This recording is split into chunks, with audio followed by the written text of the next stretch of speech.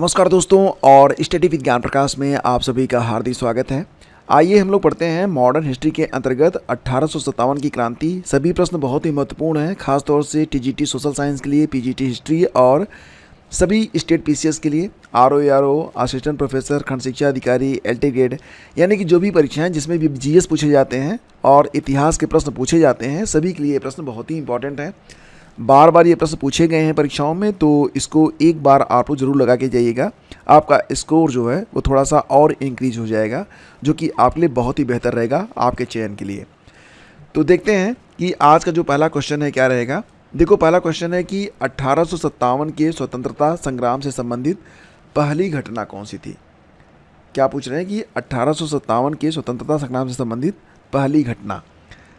कानपुर में विद्रोह और नाना साहब का नेतृत्व संभालना, बेगम हजरत महल द्वारा अवध का नेतृत्व, सैनिकों का दिल्ली के लाल किले पर पहुंचना और झांसी की रानी का विद्रोह।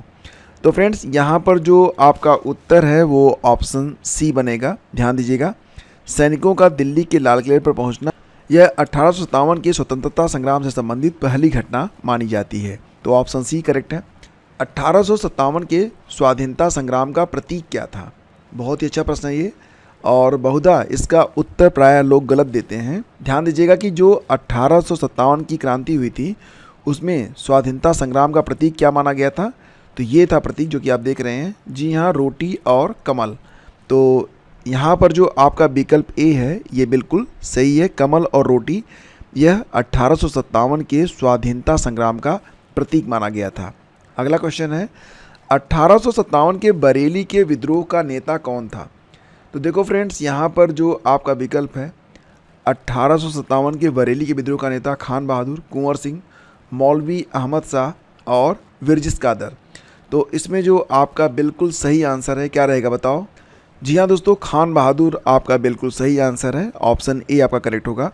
यहाँ पर मैंने पूरी लिस्ट लगा दी है जिसमें विद्रोह के नेताओं और केंद्रों की सूची आपको दी जा रही है। जैसे कि जो दिल्ली था, दिल्ली में जनरल बख्त खान ने नेतृत्व किया था, कानपुर में नेतृत्व किया था नाना साहेब ने, लखनऊ में बेगम हजरत महल थी, बरेली में खान बहादुर, बिहार में कुंवर सिंह, फैजाबाद में मौलवी अहमदुल्ला और झांसी में रानी लक्ष्मीबाई।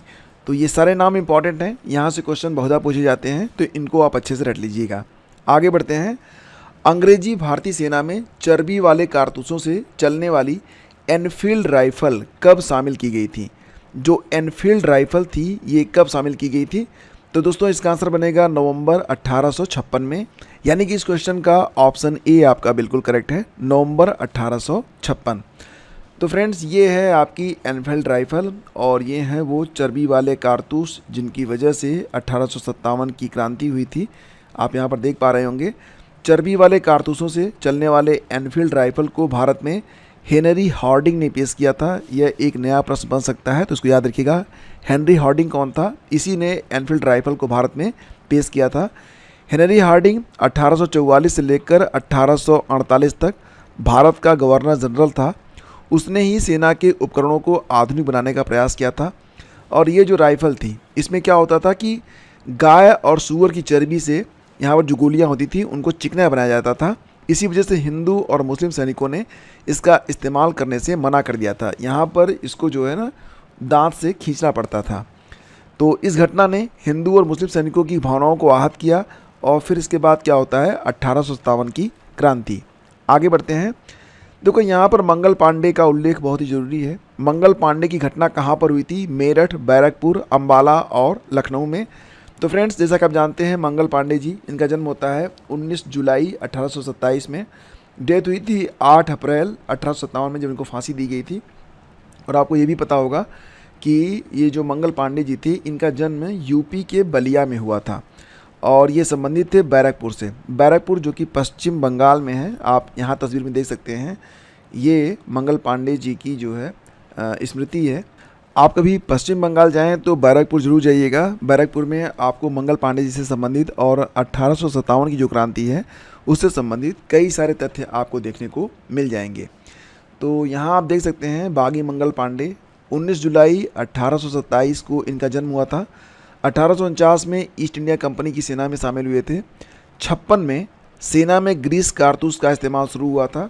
और फरवरी 1857 कारतूस में जानवरों की चर्बी के इस्तेमाल से रोष फैला था। 29 मार्च 1857 मंगल पांडे ने अंग्रेज़ों के खिलाफ बगावत की और 8 अप्रैल 1857 को मंगल पांडे को बैरकपुर परेड ग्राउंड में फांसी पर लटका दिया गया था। तो बैरकपुर छावनी कहाँ पर है? याद रखिएगा कि बैरकपुर छावनी जो है यह पश्चिम बंगाल में है और मंगल पांडे जी बैरकपुर छावनी में बंगाल नेटिव इन्फेंट्री के 34वीं रेजिमेंट के सिपाही थे। आगे बढ़ते हैं। 1857 की क्रांति सबसे पहले कहाँ से शुरू हुई थी? अब देखो यहाँ पर, क्योंकि मंगल पांडे जी जो थे वो बैरकपुर में थे, ठीक है, बैरकपुर में, और बैरकपुर आपका बनता है पश्चिम बंगाल में, तो वेस्ट बंगाल। तो देखो यहाँ पर जो मामला है वो बंगाल से संबंधित नहीं है। 1857 की जो क्रांति हुई थी इसकी सबसे पहले पहल शुरू हुई थी मेरठ से, तो ऑप्शन सी आपका सही है, याद रखिएगा। 1857 के विद्रोह में किसे उसके मित्र ने धोखा दिया, फिर अंग्रेज़ों ने बंदी बनाकर उसे मार डाला। तो फ्रेंड्स यहाँ पर 1857 के विद्रोह में तात्या टोपे को, यानी कि विकल्प डी आपका यहाँ पर होगा सही, तात्या टोपे को उनके मित्र ने धोखा दिया था। कारण यह था कि जो ग्वालियर के सिंधिया थे उनके ही एक मित्र थे नरवर के राजा मान सिंह। तो नरवर के राजा मान सिंह ने उन्हें धोखा दिया था। मान सिंह ग्वालियर के सिंधिया विद्रोह के पक्ष में नहीं थे, मतलब जो मान सिंह थे और जो ग्वालियर के सिंधिया थे ये दोनों लोग विद्रोह के पक्ष में नहीं थे। मान सिंह उस समय सिंधिया के प्रति वफादार थे और इसलिए उन्होंने तात्या टोपे के लिए धोखा दिया। तात्या टोपे को अंग्रेज़ों ने गिरफ्तार किया और फिर उन्हें मार डाला। 7 अप्रैल 1859 को तात्या जो है वो गिरफ्तार हुए थे। 15 अप्रैल 1859 को उनको फांसी दे दी गई थी। 18 अप्रैल 1959 को शिवपुरी में जनरल मीड की छावनी में उन्हें फांसी पर लटकाया गया था। तो समझ लीजिए कि क्या कारण थे कि 1857 की क्रांति जो विफल हुई थी उसमें जो स्थानीय राजा थे ना उनका समर्थन नहीं मिला था और यही वजह थी कि जो 1857 की क्रांति थी वो विफल हो गई थी। कुंवर सिंह ने 1857 के विद्रोह में कहाँ से नेतृत्व किया था? कई बार ये प्रश्न पूछा गया है, तो याद रखना कि कुंवर सिंह जो थे वो जगदीशपुर बिहार से नेतृत्व कर रहे थे। ऑप्शन ए इसका सही है। 15 जुलाई 1857 से 20 जनवरी 1858 तक जगदीशपुर जो था वो विप्लव का केंद्र बना रहा और जगदीशपुर के राजा ही थे कुंवर सिंह। तो ये इन्होंने अपना जो है संपूर्ण योगदान दिया था। बहुत ही गौरवशाली इतिहास रहा इनका जब तक ये जगदीशपुर में रहे। इसके बाद है कि 1857 के विद्रोह में असम में क्रांति का नेता कौन था? तो असम में क्रांति का नेता था दीवान मनी राम दत्त। आपका जो पहला ही ऑप्शन है ये बिल्कुल करेक्ट है। 1857 के विद्रोह को किस उर्दू कवि ने देखा था? तो देखो यहाँ पर जो आपका ऑप्शन है मीर लकी मीर, जोग, गालिब और इकबाल, तो इसमें सही जवाब है ऑप्शन सी यानी कि गालिब।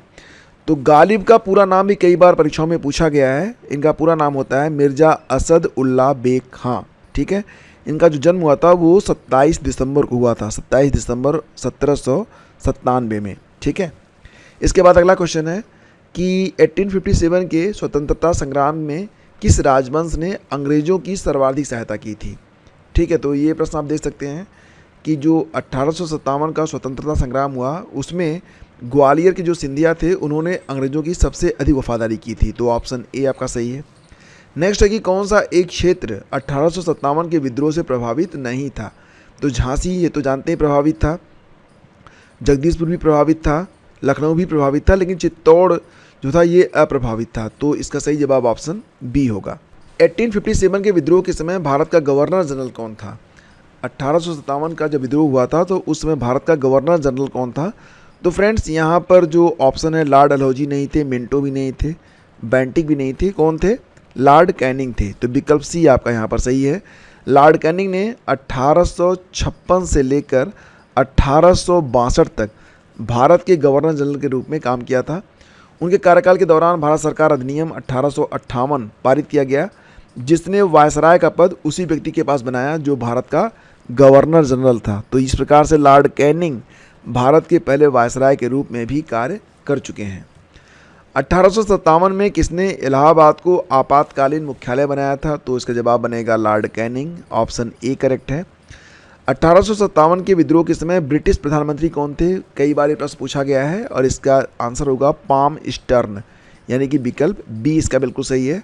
पाम स्टर्न जब 1857 की क्रांति हुई थी तो उस समय ब्रिटेन के प्रधानमंत्री थे। निम्नलिखित में किन ब्रिटिश अधिकारियों ने लखनऊ में अपना जीवन खोया था? कौन से ब्रिटिश अधिकारी थे जिनकी जो डेथ हुई थी वो लखनऊ में हुई थी? तो इसमें जनरल नील शामिल हैं, हैवलॉक भी शामिल हैं, लॉरेंस भी शामिल हैं। तो यानी कि यहाँ पर जो बी, सी और डी तीनों लोग यहाँ पर थे। जनरल जानम निकलसन का नाम इसमें नहीं आता है, तो सही जवाब इसका बी, सी, डी होगा। ठीक है, बी, सी और डी। किसने 1857 के विद्रोह का एक षड्यंत्र की संज्ञा दी है? 1857 के विद्रोह को एक षड्यंत्र की संज्ञा दी गई है, किसके द्वारा? सर जेम्स आउटरम और डब्ल्यू टेलर के द्वारा। इस क्वेश्चन का ऑप्शन ए करेक्ट है। आधुनिक इतिहासकार जिसने 1857 के विद्रोह को स्वतंत्रता की पहली लड़ाई कहा है, वह कौन सा इतिहासकार है जिसने 1857 का जो विद्रोह था उसको स्वतंत्रता की पहली लड़ाई माना है? तो नाम है डॉक्टर एस एन सेन। अब ये नाम याद रखिएगा डॉक्टर एस एन सेन का। क्यों? क्योंकि भारतीय स्वाधीनता आंदोलन का सरकारी इतिहासकार भी डॉक्टर एस एन सेन को ही कहा जाता है। ठीक है, तो ऑप्शन बी आपका अत्यंत महत्वपूर्ण है। तथाकथित प्रथम राष्ट्रीय स्वतंत्रता संग्राम न प्रथम, न राष्ट्रीय और न ही स्वतंत्रता का संग्राम था, यह किसने कहा है?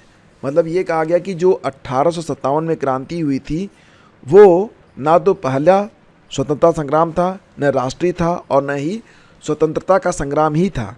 ये कथन है आर.सी. मजूमदार का, यानी कि इस क्वेश्चन का विकल्प ए करेक्ट है। 1857 की क्रांति के बारे में विचार करें। यहाँ पर देखिए 4 विकल्प दिए गए हैं। पहला विकल्प है भारतीय इतिहासकारों ने इसे भारतीय विद्रोह के रूप में वर्णित किया है, गलत। ब्रिटिश इतिहासकारों ने इसे स्वाधीनता का संग्राम कहा है, गलत। इसने भारत में ईस्ट इंडिया कंपनी की शासन प्रणाली को मृतप्राय बना दिया, ये सही है। यह क्रांति, ये भी गलत है। तो यानी कि इसका ऑप्शन सी करेक्ट है। ध्यान दीजिएगा, क्योंकि जब 1857 की क्रांति हुई थी इसके बाद 1858 में भारत शासन अधिनियम आया था और इस अधिनियम के द्वारा क्या हुआ था, एक बहुत बड़ा बदलाव किया गया था। भारत शासन अधिनियम 1858 में ब्रिटिश संसद द्वारा पारित एक अधिनियम था जिसके जरिए भारत पर ब्रिटिश सत्ता को ईस्ट इंडिया कंपनी से ब्रिटिश क्राउन को हस्तांतरित कर दिया गया था और इस अधिनियम के जरिए भारत में ब्रिटिश उपनिवेश की स्थापना भी हुई थी। तो एक तरीके से अगर देखा जाए तो जो 1857 की क्रांति थी इसके बाद भारत में जो ईस्ट इंडिया कंपनी थी उसको समाप्त कर दिया गया, के शासन को समाप्त कर दिया गया, उसको केवल व्यापार तक ही सीमित रखा गया। अब प्रशासन का जो काम था वो ब्रिटिश क्राउन के पास चला गया था। ये बहुत बड़ा परिवर्तन था 1857 की क्रांति के बाद। और इस अधिनियम के तहत भारत के गवर्नर जनरल का पदनाम बदलकर भारत का वायसराय कर दिया गया। ये भी याद रखिएगा, लॉर्ड कैनिंग जो थे वो भारत के पहले वायसराय बनाए गए। वायसराय भारत में ब्रिटिश राज का प्रत्यक्ष प्रतिनिधि होता था और इस अधिनियम के तहत राज्य सचिव की स्थापना भी की गई थी। तो याद रखना कि जो राज्य सचिव की स्थापना हुई थी वो भारत सरकार अधिनियम 1858 के द्वारा ही की गई थी। तो ये भी इंपॉर्टेंट क्वेश्चन बन सकता है एग्जाम में, जिसे भारतीय प्रशासन पर पूर्ण अधिकार और नियंत्रण दिया गया था। इस अधिनियम ने भारतीयों को बिना किसी भेदभाव के अपनी योग्यता के आधार पर सिविल सेवाओं में सेवा करने की अनुमति भी दी थी। तो आप समझ सकते हैं कि ये जो अधिनियम था कितना अधिक महत्वपूर्ण यहाँ पर बन जाता है। महारानी विक्टोरिया ने भारतीय प्रशासन को ब्रिटिश ताज के नियंत्रण में लेने की घोषणा कब की थी? तो 1 नवंबर 1858 को। ये भी अच्छा प्रश्न है एग्जाम के लिए। निम्नलिखित में कौन सा आयोग 1857 के विद्रोह के दमन के बाद, यानी कि 1857 का जो विद्रोह था जब समाप्त हुआ था तो भारतीय फौज के नवगठन के लिए एक आयोग बनाया गया था और ये आयोग था पील आयोग। क्या नाम था? पील आयोग।